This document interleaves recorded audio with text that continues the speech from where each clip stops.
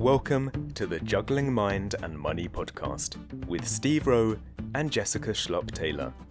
Steve Rowe is the founder of Lucent Financial Planning and an award-winning independent financial planner. He helps you to use your money and have a great life. Jess Schlupp-Taylor is a psychologist supporting people through change, challenges, and forks in the road of life. Together, they will help unblock the sludge in your mind, stopping you from achieving financial and psychological happiness.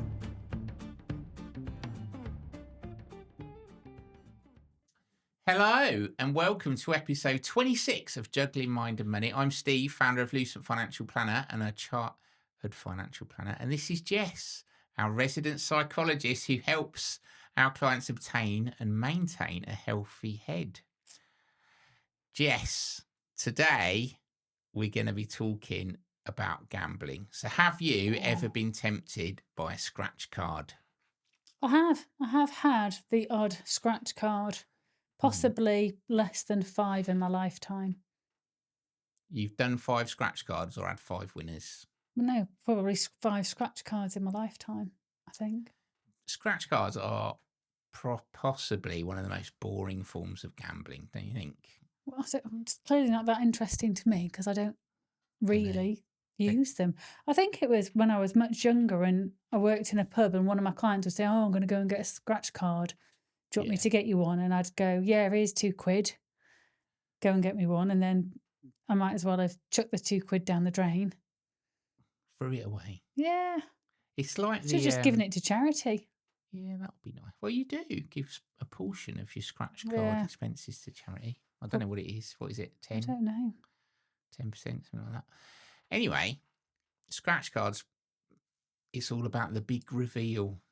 The big reveal. Isn't it, when you take off the foil? Isn't it the time that it takes to find a coin now to scratch it off or use your fingernail? No one's got a coin. No. You haven't got fingernails because of netball. I know, I've chopped them all off. If you're looking on YouTube, I'm slightly sad. Short fingernails. Excellent matching nails to jumper, though. That's true. Perfect.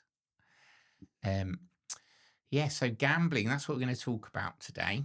Gambling versus investing. Oh, yeah, versus investing. Yeah, because otherwise, what would gambling have to do with it? That was what I always wanted to break into. What's love got to do? With gambling in place, but then realise that gambling is a much longer word than love. Yeah, so it won't scan, will it? What's gambling got to do? Got to do with it? Gambling. Sorry. Back on track. No second-hand emotions there. Anyway, we've probably already revealed this, but let's go to... Diagnose Steve. There's obviously something wrong with him. Jess delves into what it could be.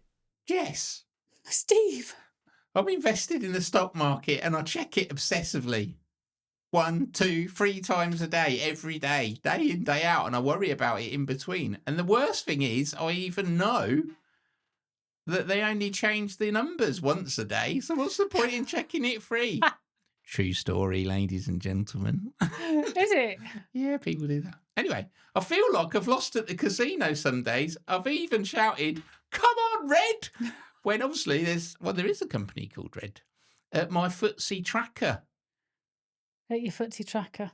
Yeah. Oh, Steve, that sounds like you've got a really bad case of risk response disorder.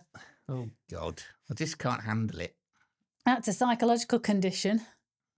So don't worry, we can help you.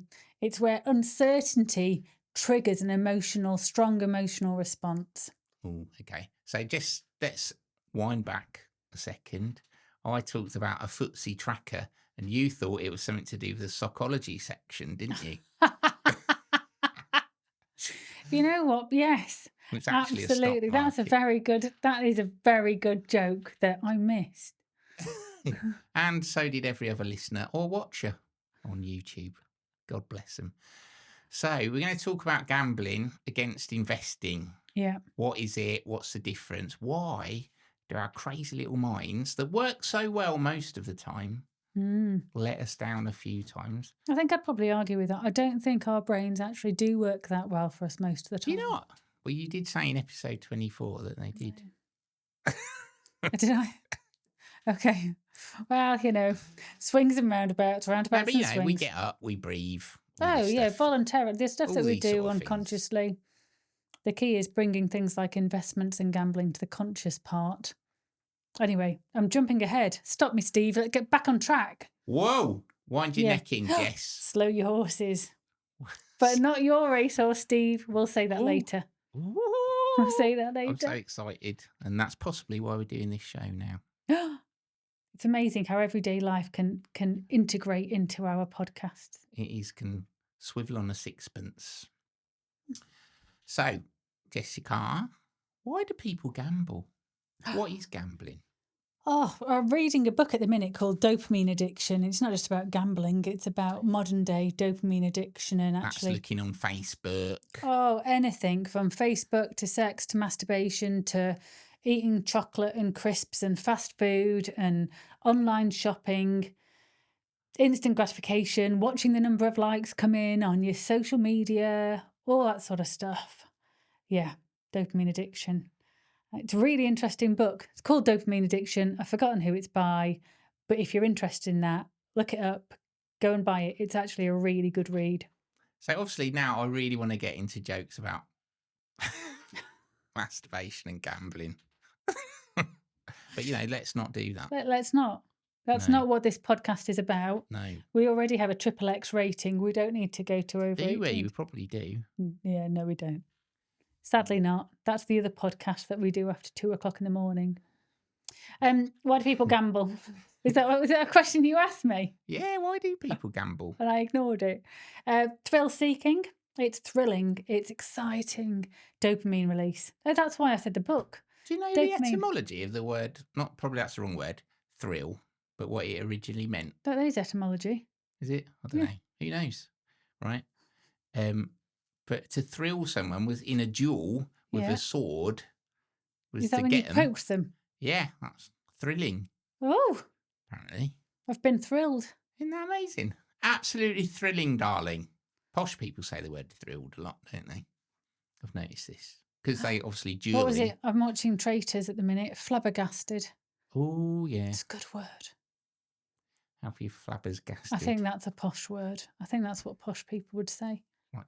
Where? Is that making a comeback now? Flabbergasting. Discombobulated did in the Oh, early I noughties. still love. That's one of my favourite words. It's not as trendy now, is it? I don't need to be trendy. Anyway, if we get in much more into words, we're going to have Susie Dent on here. Away from etymology. I know we like Susie Dent. She's we quite love Susie. attractive. Everyone's, what is it called? Secret guilt? Secret pleasure? What's it called? What's that? You know, word program. where you don't necessarily advertise that you fancy somebody because it's not an obvious choice. Whereas mine is the bloke that specialises in Derbyshire antiques. He's like an auctioneer and he's got a big beard and a lovely laugh and he just looks all warm and cuddly. What's that on Bargain Hunt or something? Yes. Oh, and I also really used to love, even as a teenager probably, I used to love Robbie Coltrane.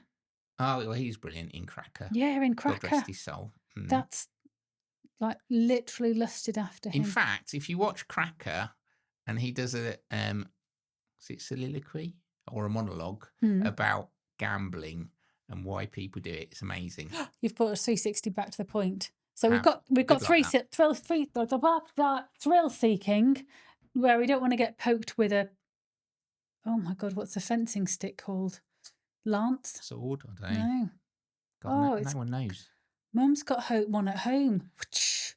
We've got one in the dining room. A foil. That's how posh we are. A foil, where you get poked with a foil. Thrill seeking, dopamine spikes. Not necessarily. We get a higher dopamine spikes in anticipation of the win. Yeah. Regardless of the win.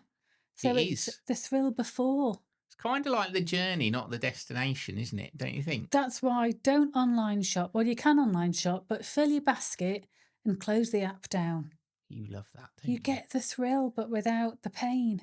It's the complete opposite. You know, people turn up and they can't bother to open the packet. Although if you're my son, he loves opening the packet. So the lead up to gambling is exciting.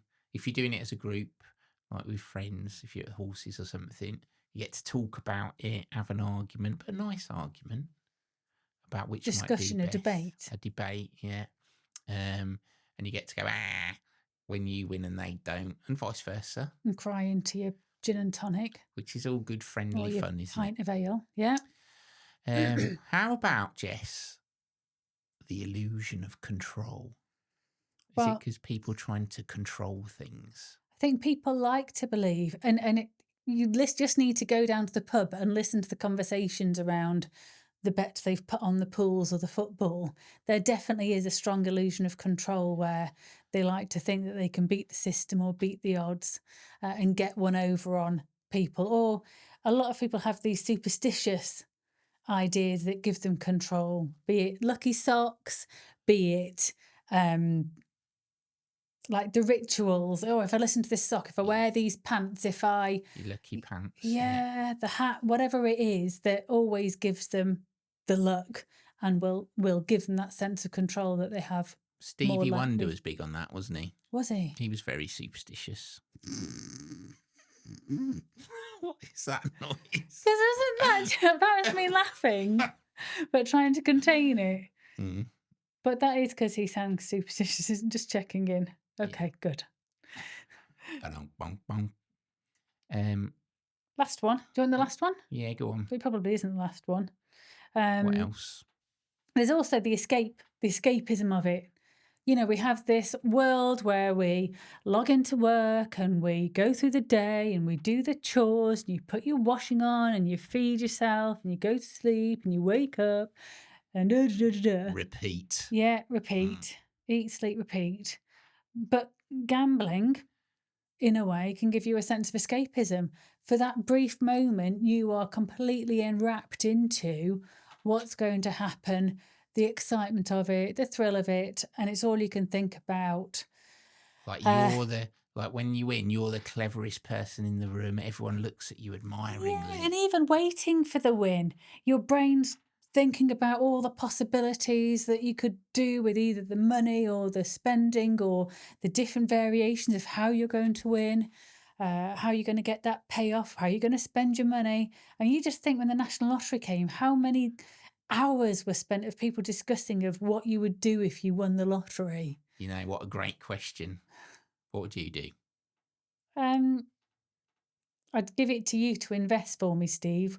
And let me know what my magic number was. How much do I need to survive off? And then the rest would go to friends, family, and some charities. But charities that do long-term investments, you know, like supporting people to get back on their feet, or villages that need water systems, things that had a long-term impact. Jess, you are a beautiful person. That was possibly the perfect answer. Might not be just villages, though. I think it's something to do with animals, because I love my animals too. I'd find a way where dogs could create their own village and feed themselves and look after themselves in perfect harmony. I would love that too. So they didn't have to come around my house. It would also involve me getting a small holding with horses and donkeys and goats. Love goats. Do you? And pigs. Goats are literally the greatest of all time. Okay, so we've done, what was my last one? Escapism. Yeah. See, I escape a lot of the time in my head. That's why I go off track all the time. All the time. Last one, so people do it in groups, don't they? They can do it in groups. Peer pressure. Yeah, go on. Peer pressure, social influence. You're out with your friends either at the races or you go to the dogs and they do the baskets of fried food. Down the pub, people talk about it. Oh, go on, put the bet on. Down the pub, one person will be going, well, what happened was I had a pony on number 7 and then it come in and I won a monkey. Don't they? That's how they talk. That's how I like to talk. Where do you come from originally? Essex, which is obviously how everyone So you talks. can say pony and monkey without sounding too odd. It's actual money, isn't it? Bit odd and I learned that in financial advisor school, actually. Yeah. Ponies and monkeys. Pony, 25. Do they have any goats? No, you, greatest of all time. Yeah, so social why are pressure. Other people then? Why are other people a bit scared of gambling? So we've just seen how exciting and wonderful it is. We're not promoting gambling, ladies and gentlemen. We're just talking about it psychologically. Correct. Why are other people like fearful? Like some people, they've never had a bet, and if you mention it, they go, well, you can see them tense up. I think it goes against some people's some people's fear of loss is so great that the idea of gambling almost gives them anxiety, because that then instigates a chance of risking or losing or failing. So fear of failure can come into it. Yeah, very much financial trauma. If in the past they might have lost everything, not necessarily through gambling, but perhaps poverty has had a place in place in their life at some point. So you have to be really aware of people's history. Equally, people's history can mean that they are pro-gambling. Perhaps it's something where they've been brought up with gambling, going to the bookies. Perhaps they're part of their parents' lucky ritual or something. That happens too. So it happens in both ways. But yeah, we've definitely got fearing the loss and fearing... You've scrolled. Sorry. I can't be smooth as butter now. That was seamless. Fearing financial trauma. Grass. You've scrolled. Also, when I think we talk about gambling, socially, it's not necessarily the most desirable trait that people look for in somebody. Quite often we associate it negatively. When somebody says, I'm a gambler, we don't go, ooh, lovely. We don't think Steve McQueen. Is it Steve McQueen? What, in The Gambler? Bullet? I don't know. Right hand Luke, dead hand Luke. Cool hand Luke. Cool hand Luke. That was Paul Newman. Paul Newman, similar. Sometimes nothing's a pretty cool hand. I really like that film. That's because you can beat his 50 boiled egg challenge. I don't know what that is. He ate 50 boiled eggs. No, that's impossible. I don't think that can be recreated. Also, I would not want to be around somebody that had done that challenge either. That would be a gamble too many. That was a male prison where they was all sharing the same room, so they didn't think ahead there, did they? No. Indeed, they were gambling with their lives. But, you know, he was Paul Newman. He would have made an excellent tomato-based sauce. Right, let's get back to why people avoid. Moral judgment. Gambling. Sorted that one. Yeah, so people don't like that, do they? They fear it. And then also because often gambling involves a serious amount of unpredictability and uncertainty, that can make quite a lot of people feel really uncomfortable. Why would you even go into something where it is so unpredictable, it's so uncertain, and they just avoid it?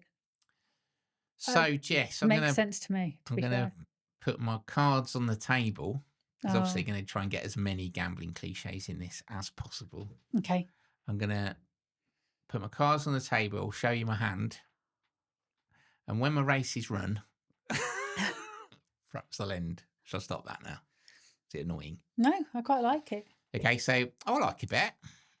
Now, I have to say... You don't strike me as a person that likes a bet. I'm quite surprised. Well, that's because you see professional Steve. That's right. You? And not...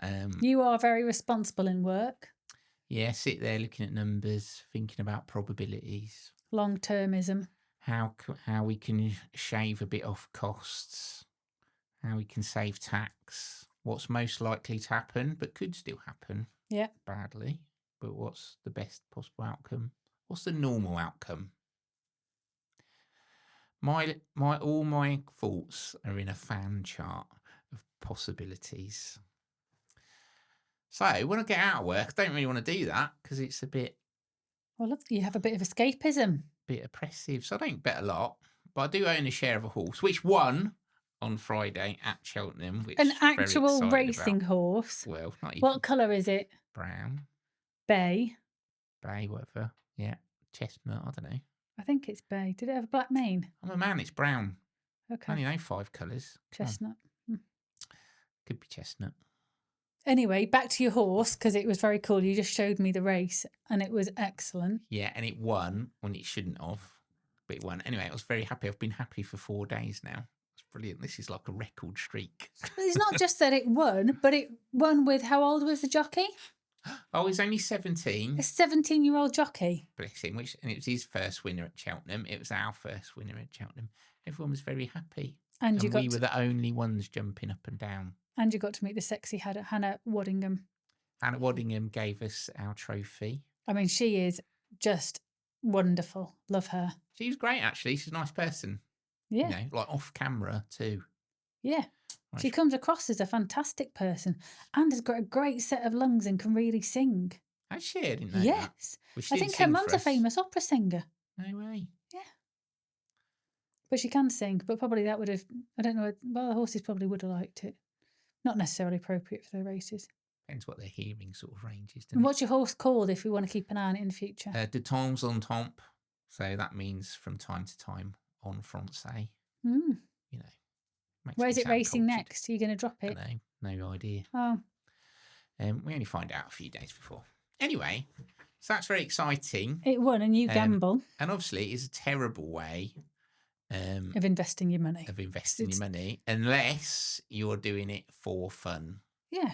So I do it for fun.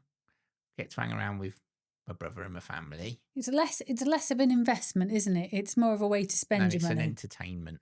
Yeah. Yeah. So if I was gambling with my life's money, you wouldn't choose to do it on the horses. That isn't a good thing. So that's what we're going to look at next. After this short break from our sponsors, we're going to look at investing and why it is not gambling.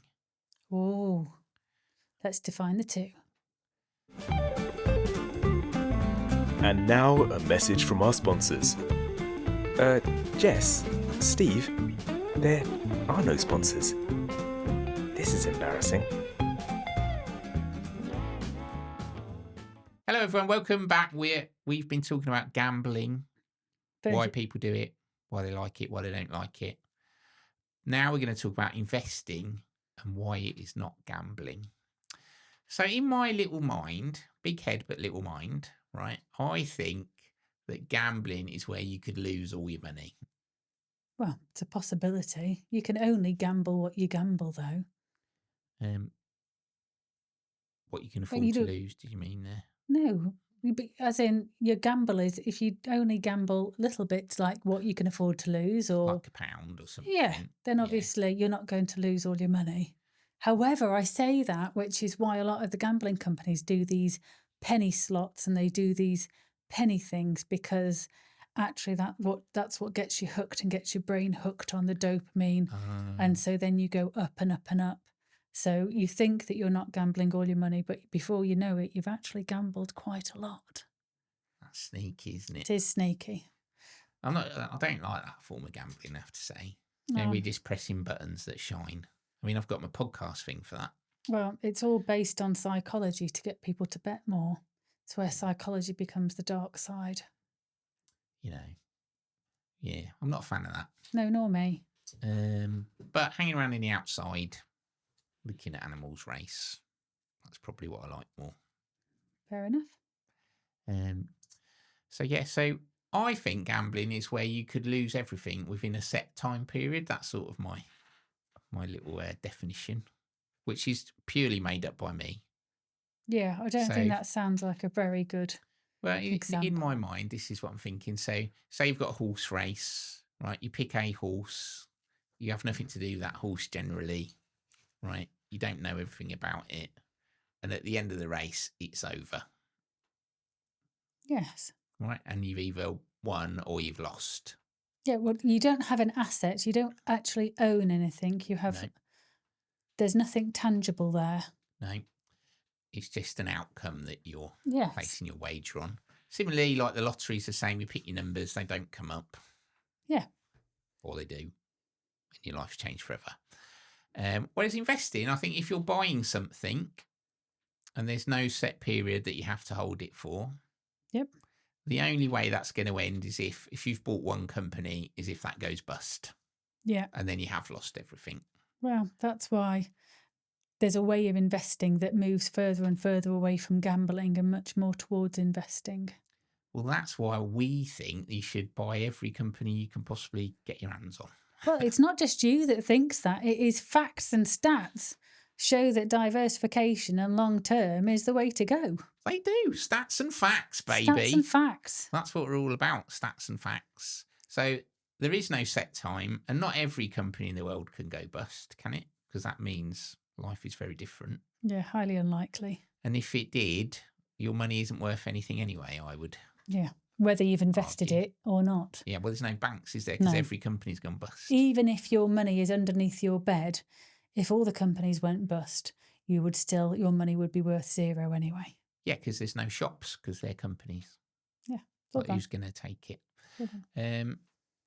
So I think investing is like an open-ended thing where you own that asset, and then that asset is going to produce wealth. So a company might pay dividends because the companies make profits. Yep. Or you might have a property that's rented out and then you get the income from the rent. That is an investment to me and not a gamble. But the value of those stocks and shares or properties, they can go up and down. They can. All the time. And they do. They're wobbling about like our jellies we were talking about in the last episode. Oh, yeah, we did. Yeah. Let's move off that because we don't agree on that. No, we had a row, didn't we? We did, because I'm not particularly, no. Right. Not big on Sorry, jellies. next. Yeah, get back. So that's why I believe investing isn't gambling, but people often think it is. So perhaps it's those people that you mentioned earlier that feel their losses twice as much as their gains. They both have an element of risk. However, one is calculated, very well thought out, stats, facts, long-term, all the algorithms, all the mathematical formulas that you can think of, looking at all the eventualities, using historical to predict the future, using current trends, using just so much stuff that our brains cannot comprehend. And gambling tends to be very intuitive, emotional, quick-fire decisions, and also much more short-term. And if you are playing the stocks and shares and you're buying and selling on a regular basis, on a daily basis, you're really gambling. And the likelihood is, as you know, stats and facts show that people, the more that you sell and trade, the more often you do that, the more likely you are to lose. The better you are at leaving your money in the bank and not partaking in buying, selling and doing all these things and the knee-jerk reactions, actually the better off you are to be. Yeah. So investing's usually long-term, driven by trying to get money for a particular goal you've got. I don't know, like retirement or something, or saving up for a certain thing. It isn't knee-jerk. No. It isn't about the action. And as investors, we will remain calm, manage our emotions. Logical, rational. Yeah. Business-like about we won't, things. like a gambler would, chase losses. Yeah, don't do that. Not a good idea. Great quote here from Cole Richards. Have you heard of Cole Richards? Can you stop asking me questions like that? Because number one, I never remember anybody's name, as we've already discovered before we came on air. And no. Jessica, like a simple no would have been fine, not a sharp rebuke. Well, I just have to keep on backing up the person that gave us the review that said he likes it when I put you in your place. So sometimes I never know people's names. I've got no blue in me. Titles of books, although I did remember Dopamine Addiction, but that's because I tried to clock that before I came in, but I did forget the author. Sorry, Dopamine Addiction author. What an author, though. She. I think it's a she. He, she. Oh. Doesn't matter. Doctor, anyway. Whoever strung those words together did a great job. Carl Richards. So, Carl Richards, he's quite famous in financial advice world because he's good with a pen. He's good at drawing. Oh. But also, he's quite a charismatic individual. Quite like him. And he said, risk is what's left over when you think you've thought of everything. Oh. And that's why I lose those bets on those horses. Because I haven't thought of everything like the faster horse in the race. It's impossible sometimes. So risk in investing is essentially how much it goes up and down and how often on a regular basis. So I like that quote. I think it's a good one. That's why I put it in. I think something that you need to be aware of is that investing is the long-term strategy. But actually, if you partake in a lot of the online things, again, they use the dark side of psychology to try to bring you over to gambling, because that's where a lot of some financial places make money. The more you buy and sell your stocks and shares on the apps and things like that, they can make money from that. And everyone's trying to bring you over to the dark side to make those buy and sell, because that's where they make their money. But actually, then you're bringing in things like fear of missing out. You really need to be aware of how they're using dark side psychology to get you to make poor decisions. Yeah. They want your money. They don't want you to keep it. The same as the gambling companies with their flashy lights and everything else. They want your money. There's a reason that they can give you £20 when you put down a bet free when you first become their customer, because they make so much money off you. 'Cause you're gonna Not stay. because their customers are the winners. It's not even a free £20 though, is it? Because you're probably going to lose. Well, it's honestly, but it's not just the gambling companies that do that. The investment apps that really encourage the cycle of behaviour of buying and selling and making you think, and the people on TikTok and social media that are like, oh, invest in this, invest in that. This is going to go up, that's going to go up. They literally are preying on the dark side of psychology, the instant gratification that our brain wants, the dopamine hits, all those fear of missing out. You need to be aware of it so that you can park it, go back to logical, rational. Who am I as a person? What are my long-term goals? What do I want to achieve? How do I want to behave? What are the outcomes that I want? And is this behaviour or action going to be helpful or unhelpful? Probably unhelpful. Did I just go off on a rant then? I did. A Jess Yeah, rant. but you like really passionate about it because it annoys you, doesn't it? It Because you love psychology. I love psychology, and it upsets me when companies use it to take advantage and prey upon people who are just trying to better their lives. Trying to navigate their way through the world. Yeah. Yeah, and so it upsets me. So please be aware of, there's lots of positives to come from acting right. Sadly, the dopamine hit of making sensible and good choices and long-term choices isn't as strong as the dopamine hit around potential losses and short-term wins. But if you can accept that hit and instead get a feel-good factor every time you say no to the dark side, and instead you get this little hit of, oh, I've beat the dark side psychologists, that would be epic. I hate the dark side. The dark side. I was born in 1977. I hate the dark side. Come to the light. Walk to the That's the year light. Star Wars was released. Anyway, Jess, we're going to go because we need you to calm down a bit. Okay. You've given me a sharp rebuke, which everybody... I'm going to have a couple of minutes as zen. Yeah. As, you know, they've dialed down their love of you a bit because of that. Because sorry. poor, soft, cuddly Stevie didn't deserve that. Yeah, but you race horses. You're not that soft cuddly. And you got to meet Hannah. Hannah Whittingham. My blood pressure would have gone through the roof. Woo! And now you've got onto the dark side, which we know you don't like. So I'm just going to go to a review. That's right, ladies and gentlemen. We have had a review. Steve and Jess would be really grateful if you'd leave them a review on wherever you listen to your podcasts. If they run a star system, please give Juggling Mind and Money more stars than the Milky Way. Hello, everyone. Right, we've got this review. It's from Anam, and it was left on the 13th of October. So thank you, Anam. This podcast is an absolute must listen for anyone interested in finance! ! If you've ever worried about tax implications, pensions, or just want to understand the ins and outs of finance, including loopholes, risks, and smart strategies, this is the show for you. I've learned so much about where my investments go, and especially since I know many people invest in stocks and shares, and I highly recommend it. Thank you, Anam. Excellent. Cheers. That's very kind. 5 stars. Of course. So anyone who's listening that wants to leave a review, please do so, because we can read it out in my lovely dulcet tones. Yeah. But if you'd prefer Jess to read it out, put in your review, Jess, read it out in your hypnotherapy voice. Well, that would be nicer, because my voice is all squeaky and scratchy. I do have a hypnotherapy voice. Go on, do it. This podcast is an absolute must listen for anyone interested in finance. Did you used to work for Marks and Spencer's doing the chocolate fondant bit? I think you must have. Did I sound like the M&S woman? Yeah. This isn't just hypnotherapy. This is Jess hypnotherapy. Oh, mate, you're making me really hungry. Right, let's get back to it. I can just envision chocolate fondant. Chocolate fondant. I do. Not- I like chocolate fondant, but not. It's difficult to get if it's overcooked and it Yeah. goes dry as Gandhi's flip flop. No, that's rubbish. Am I allowed to say that? Don't know. Don't know whether you are. That's a saying from my 20s. Possibly not.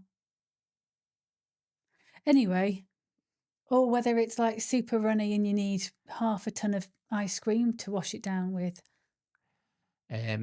So let's look at now how we can avoid gambling in our life, and we want to invest instead. So I think, That's our advice, isn't it? yeah, Don't gamble, invest.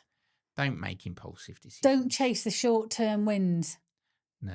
The don't- one-offs, trying to copy success of one person. Oh, mate, that is a brilliant one. Yeah, but my friends earn all this on. Oh, such and goodness such. me. It's been proven time and time again. If you try to emulate somebody else's success, you are chasing the losing horse. Yes, one person might get success, but behind them is a stream of losers. You are much better to look at the stats. Sorry, Steve, I've been reading up. You love stats. You've obviously taught me well. That's because I speak to you like, Jessica, this pie chart is the greatest pie chart in the in your hypnotherapy voice, but about stats. Okay. Yeah. I'm thinking of pies now. Right. So there's a. Oh, chocolate fondant pie. I read Has anyone this. done that yet? If not, we should. Great British Bake Off. Chocolate fondant pie. I don't know. That would be nice. Oh. I read a book once. I think it might have been made into a film. It was called Johnny Magic and the Card Shark Kids. And it was about these kids who went to MIT, so the Massachusetts Institute of Technology. And they were very clever and bright. Yeah, I was going to say MIT does And they it does start- attract the clever ones. Yeah. And they started counting cards, essentially. Edward Thorpe. Ooh, Do you know that name? No. I'm sure it's Ed Thorpe. I mean, correct me if I'm wrong. Might be Thorne. But Anyway. it definitely was Thorn. He's the person that invented the counting card strategy. Did he? Yes. Well done, him. I think he did go to MIT as well. It might have been him. It You might know, have I can't him. remember. He might have taught them to do the counting cards. I read it about 10 years ago, and this quote might not even be from that book, but I think it is. And they said, so when you play blackjack, that's where you have to get 21 pontoon, Yeah.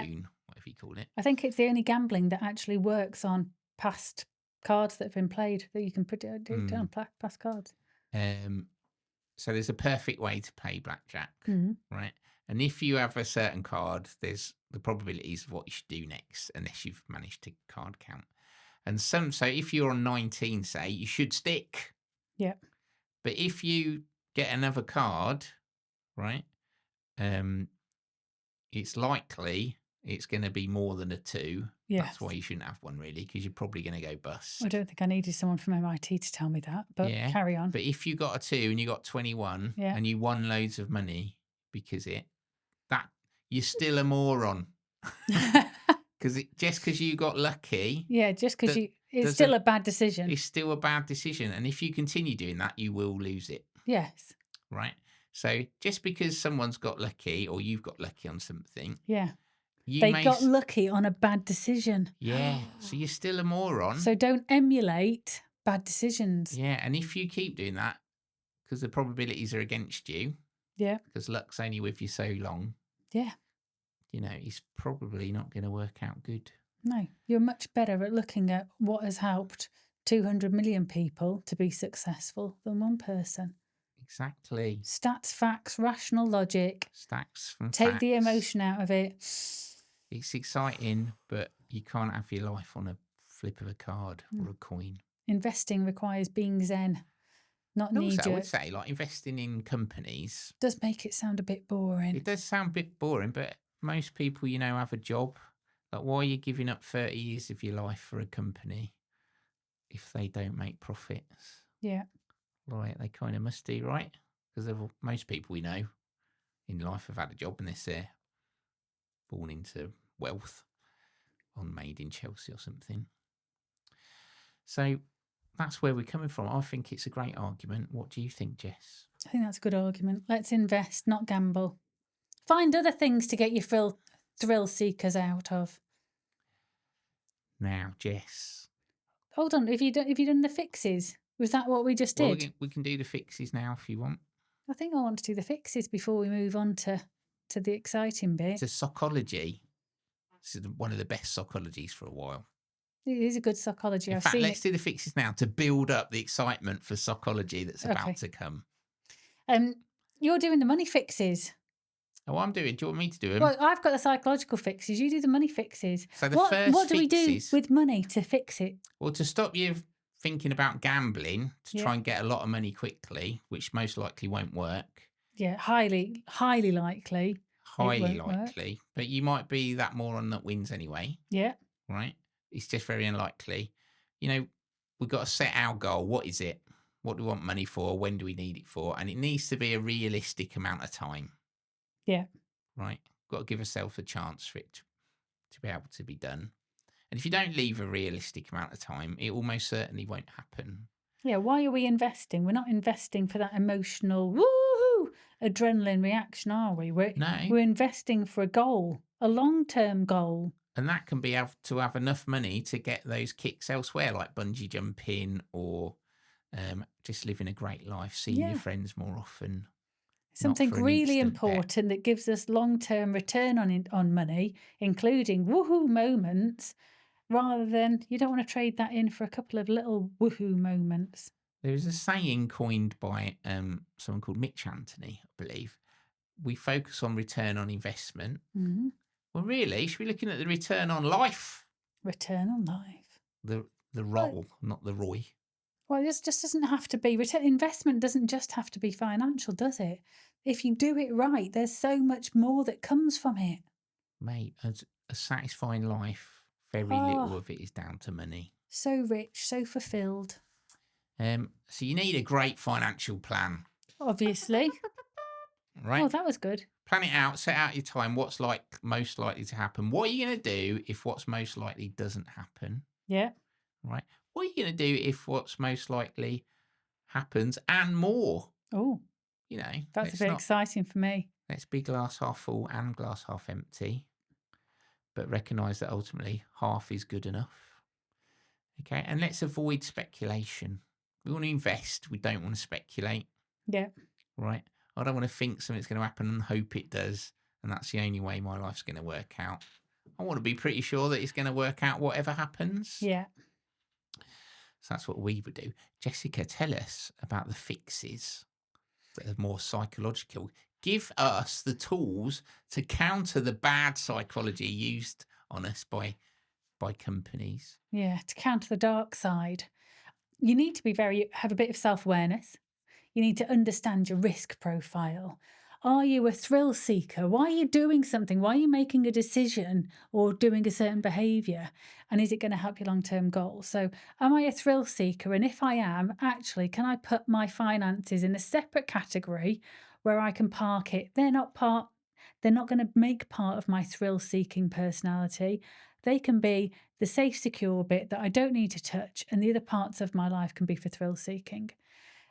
Perhaps if I'm too security conscious, perhaps if I'm the sort of person that, wary of banks or people making its bed, at least it's under the bed, I know where it is, no one can touch it.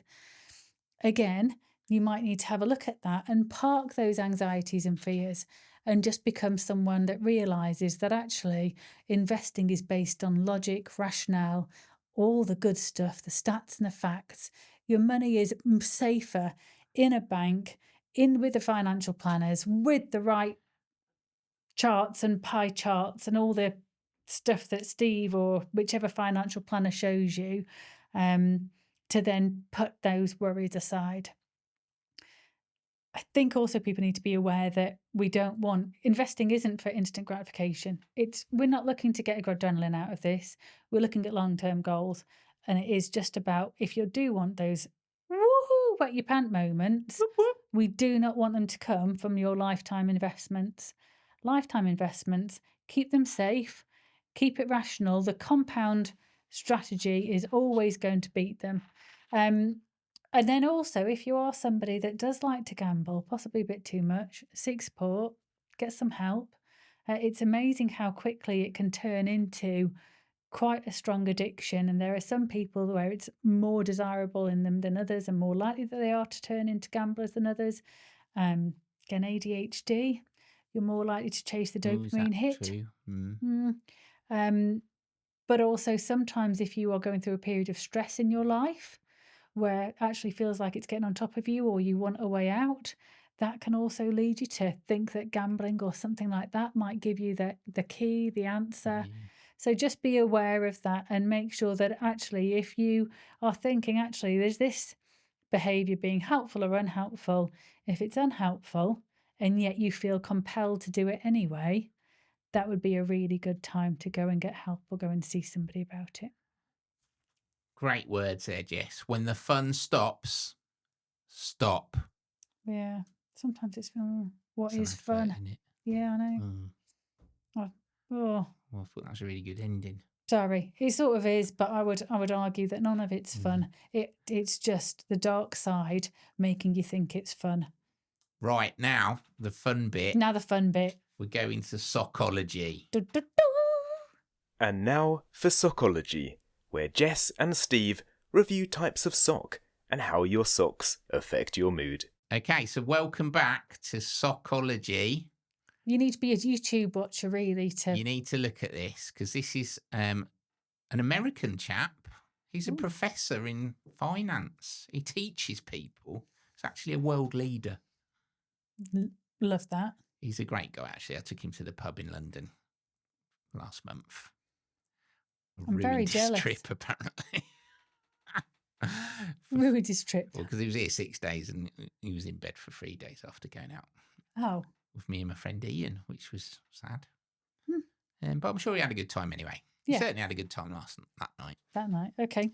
So he sent us his socks. Now, this sock has the word 0 and then a fox. Picture of a fox, the animal. A picture of its face, a fox's face, and then the word given. So 0 fox given. But that's because he's a fox lover and he doesn't want to give any of his foxes away. Very lovely of him. Which is kind, isn't it? Yeah. Only on himself. That reminds me of the two Ronnie's jokes with the forks. Yeah. Do it. The 4 forks. I don't know what it is. It's for 4 candles. 4 candles. That's the one. I want 4 candles. Yeah. 0 fox given. Yeah, so it's a play on words and pictures. I love it. It's very good. That made me smile a lot when I saw it. It made me smile. That is a quality pair of socks. Can you imagine going into a meeting with a bunch of people that you class as imbeciles and wearing those socks? And every time somebody that you don't think too highly of is speaking, but you have to sit there and nod and sort of look as if you're appreciating them. But equally, the only time that you're thinking of is about your socks. So thank you very much, Michael. He's an avid listener. Cheers, Michael. Top fella. Those are great socks. He said they make him feel like relaxed because he Yeah. knows whatever happens is going to be okay. Well, that's like some of the books that I give to people that I let people borrow, the How Not to Give a Fox. Yeah, Yeah, that's important. And you're a vixen, aren't you? I am a vixen, especially outside of work, obviously. Look at Jessie's face on YouTube for that one. It's the only time she smiled this entire episode. Okay. So that's it for today. Remember to leave your reviews. And I'm going to go off and find out when your horse is next racing and gamble, but only what I can afford to lose. Yeah, and only for fun, and then you're going to stop. And the likelihood of it winning again probably is quite low because I have a feeling that was one of the bad decisions that had a lucky outcome. Well, no, because I was doing it for fun. To hang around with my family, to meet Hannah Waddingham. No, but when people these bet on it and reasons. obviously they got a good result, it would be the people that bet on it and had a good result. It would have been a bad decision, but a good result. Yeah, so just because you've won once doesn't mean you're not a moron. Yeah. Right? So be aware of that. We're looking forward to seeing you next time. I've got some plans I have, Jessica. Oh, big plans. Some big plans. That's quite exciting. Well, because it's the run up to Christmas, isn't it? Oh, the C word. Yeah. Not ready for that. It's not a bit Halloween yet. And then how we're going to kick off in January. I get more excited about the winter solstice Do you? Why? because it's the shortest day of the year, and then I can start getting happier again. I've already got my satellite out.